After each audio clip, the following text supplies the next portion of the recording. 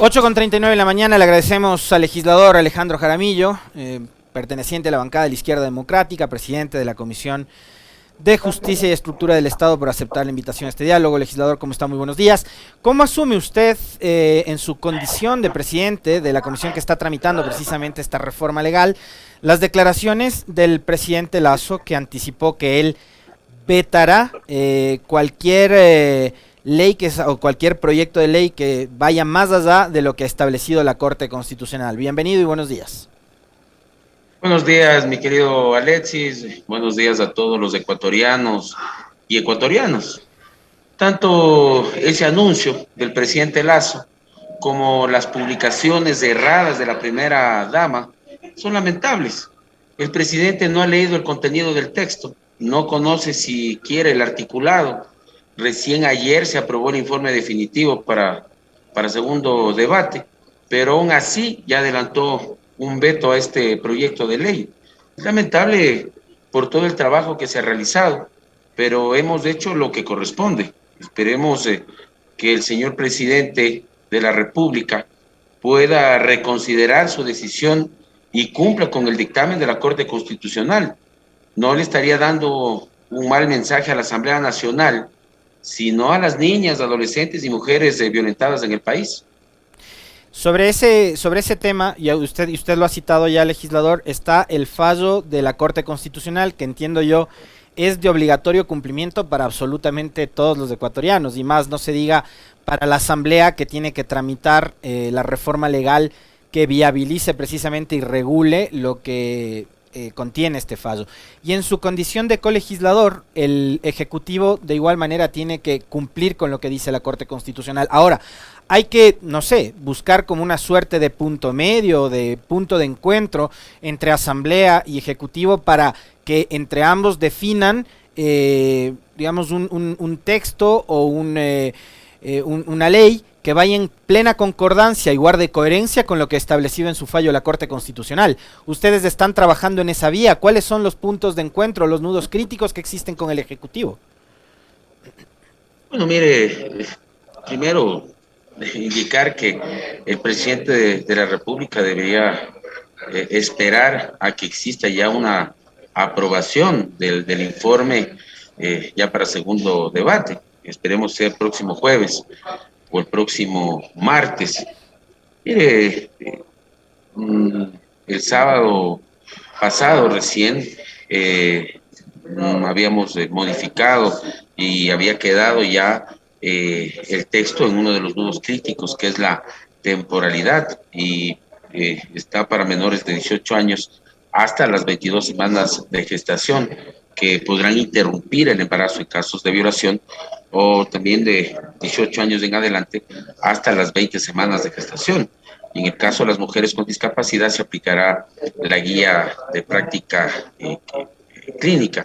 Yo sí quisiera, querido Alexis, que la gente, la ciudadanía, tenga conocimiento que el texto recoge todo el trabajo que realizó la mesa parlamentaria en la construcción del documento, resaltando la participación de expertos, de especialistas, de médicos, de genetistas, de abogados, de representantes tanto de los colectivos feministas como de los colectivos de Provida.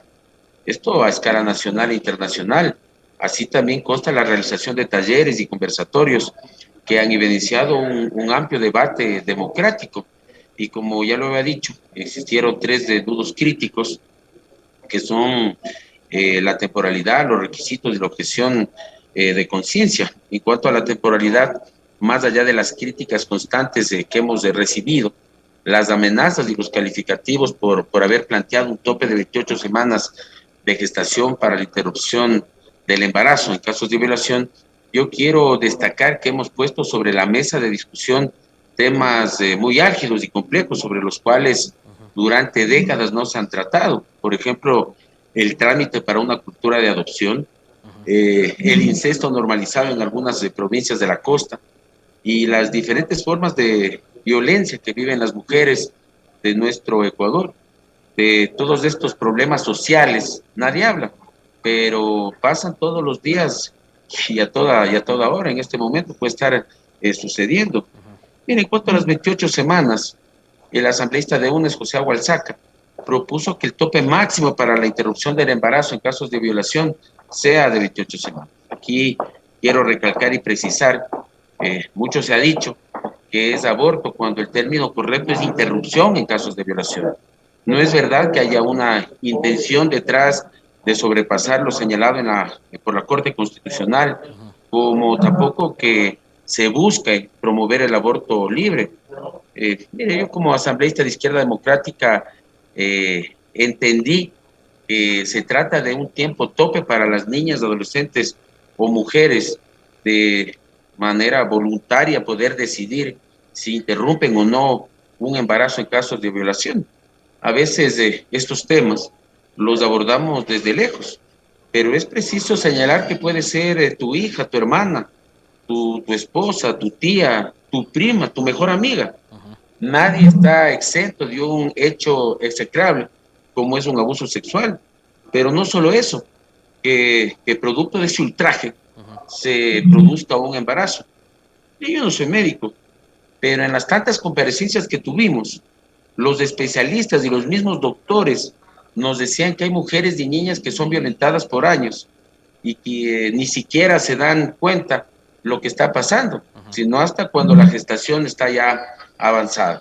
Que a veces confunden enfermedades con la propia gestación y lo que es peor, hay niñas que no pueden salir de esos círculos de violencia por la complicidad del entorno familiar o por amenazas propias del mismo agresor, que casi siempre es del padre, el tío, el primo, el padrastro.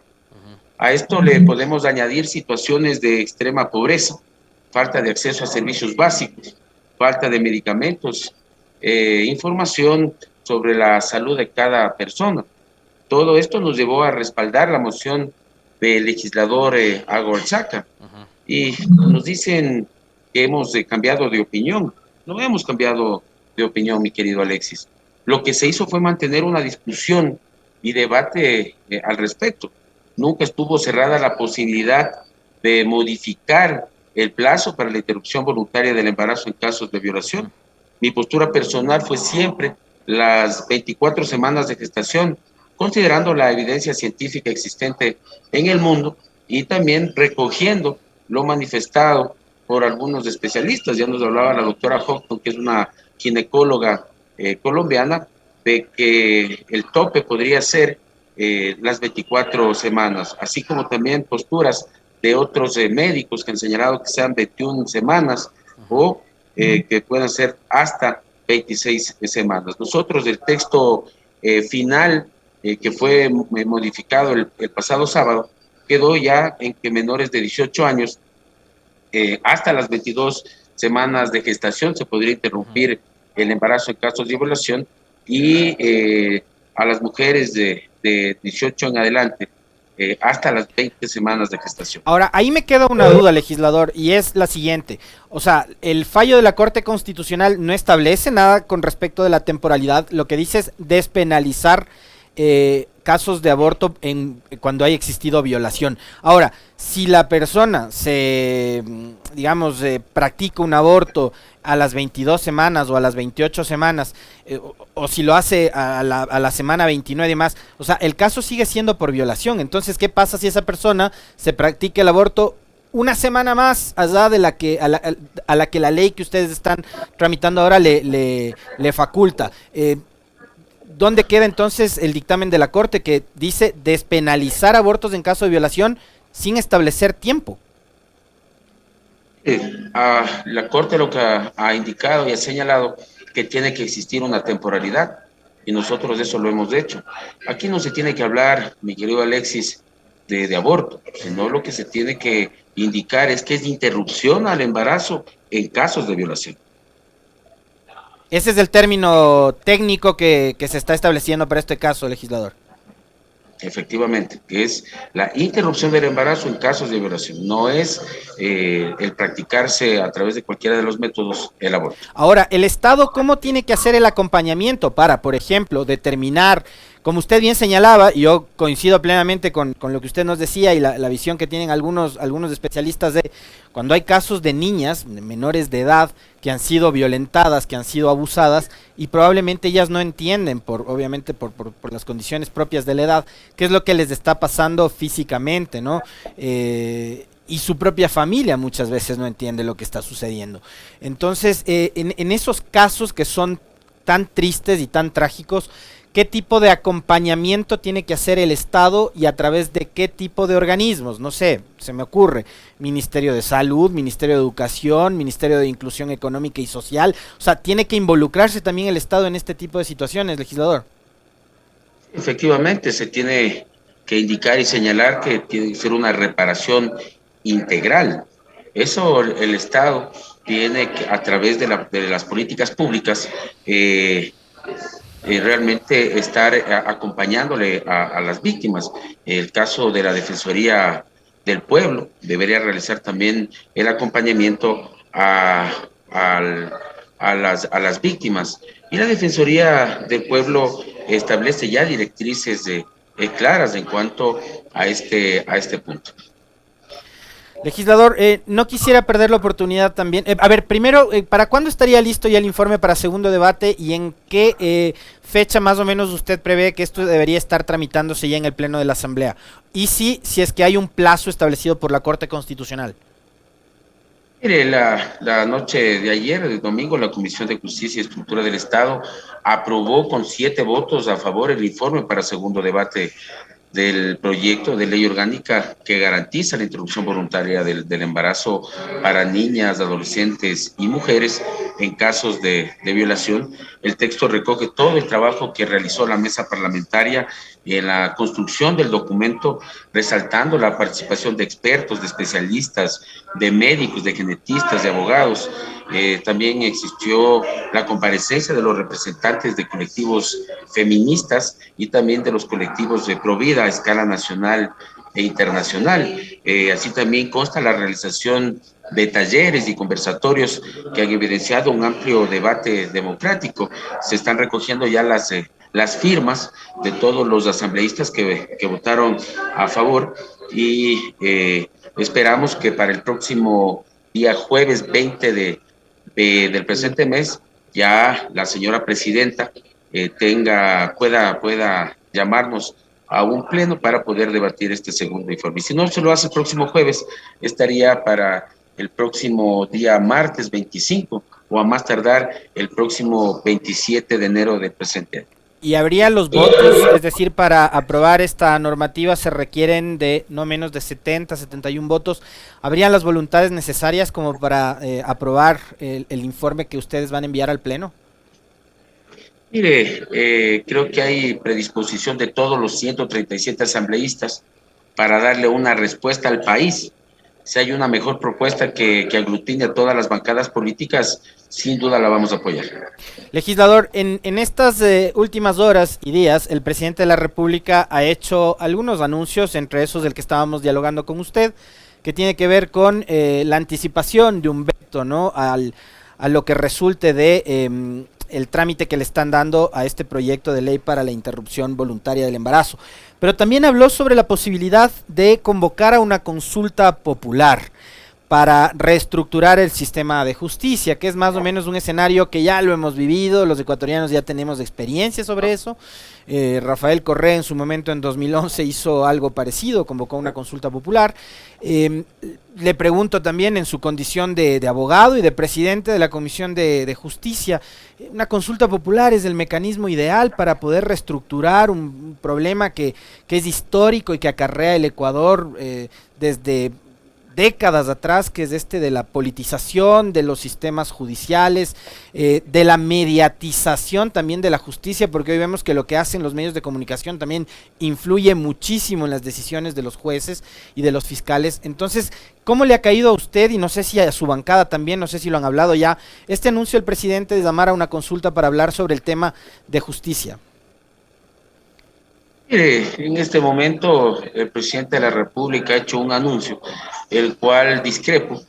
Hoy el país está viviendo una crisis económica, una crisis sanitaria, el costo de una consulta popular va a superar los 70 millones de dólares y no es el momento para que se dé la misma.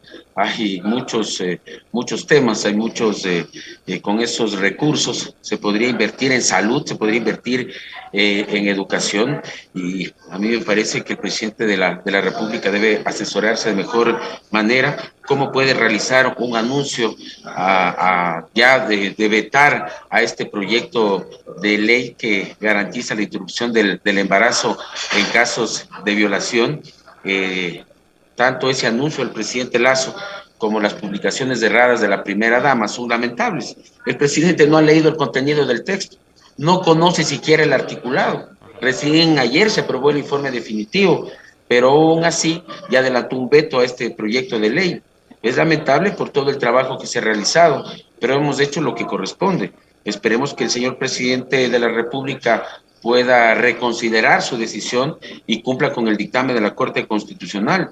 No le estaría dando un mal mensaje a la Asamblea Nacional, sino a las niñas, adolescentes, mujeres violentadas en el país. Y en cuanto a llamar a una consulta popular en los temas de la justicia, nosotros le habíamos dicho al presidente y le habíamos dado una alternativa de hacer una manera de especie de mesa de trabajo, justamente con algunos sectores, con el Consejo de la Judicatura, con la Fiscalía General del Estado, con el Ministerio de Gobierno, el Ejecutivo, y también que esté dentro de esta mesa de trabajo también la Asamblea Nacional. Ahora, parecería ser que ya el presidente está utilizando esta muletilla de la consulta popular como para, digamos, no sé si chantajear sea la palabra, pero sí para presionar a la Asamblea, para presionar. Lo hizo antes, dijo, si es que no aprueban el proyecto de ley que apunta a la reactivación económica, vamos a consulta popular, vamos a muerte cruzada, y hoy dice, no solo el tema de la justicia podríamos consultar en 2023, sino también si es que la Asamblea no le da respuestas al país en torno al trámite de las reformas laborales, lo de las reformas laborales también les puedo incluir en la consulta popular. Le pregunto, y de paso, ¿este tipo de derechos que afectan directamente a los trabajadores puede ser materia de una consulta? Nosotros hemos sido totalmente claros, le hemos dicho al presidente de la República que le extendemos nuestra mano para que pueda gobernar, para que exista gobernabilidad, no porque es Guillermo Lazo, sino porque hoy es el momento de que el país se una y que el trabajo sea realizado. Y le hemos dicho al presidente que lo haga la Asamblea Nacional en conjunto con el Ejecutivo. Tampoco me parece que debería ir a consulta los temas laborales. Nosotros le hemos dicho al presidente de la República que construyamos, que hagamos mesas técnicas para poder construir una reforma en el ámbito laboral. Por ahí también sí nos causaba sorpresa de que en el primer proyecto de ley, cuando juntó los temas de inversión, los temas laborales y también los temas tributarios, había manifestado y había señalado de que existan contratos a prueba por 4 años. Eso puede generar inestabilidad en los trabajadores. ¿Cómo puede pretenderse de que el trabajador tenga que indemnizar al patrono? Por favor, o que se elimine el visto bueno, o con la no presencia del trabajador por 2 días, sin decir si es justificado y si lo puede justificar o no, puede ser despedido. Entonces son estos temas que hay que sentarnos a conversar con el presidente de la República, realizar estas mesas técnicas de trabajo, pero también pedirle al presidente de la República que no tiene que oír, sino tiene que escuchar las necesidades y la realidad que vive hoy por hoy el país. En su momento dijo que en 100 minutos tenía la receta mágica para poder resolverlo. Había dicho que va a haber inversión. Hasta el día de hoy han pasado ya varios meses de su gestión. No hay un solo centavo que haya ingresado al país por temas de inversión. Legislador, para ir cerrando porque se nos va terminando el tiempo, veníamos hablando hace un momento con Selene López, que es analista política, sobre este 2022, que es un año preelectoral. La izquierda democrática ya se ha sentado a conversar sobre lo que será la elección seccional del 2023, cuando tengamos que elegir prefectos y alcaldes, o todavía esa materia está ahí esperando el análisis de parte los cuadros directivos de su partido. Se nos fue, perdimos conexión.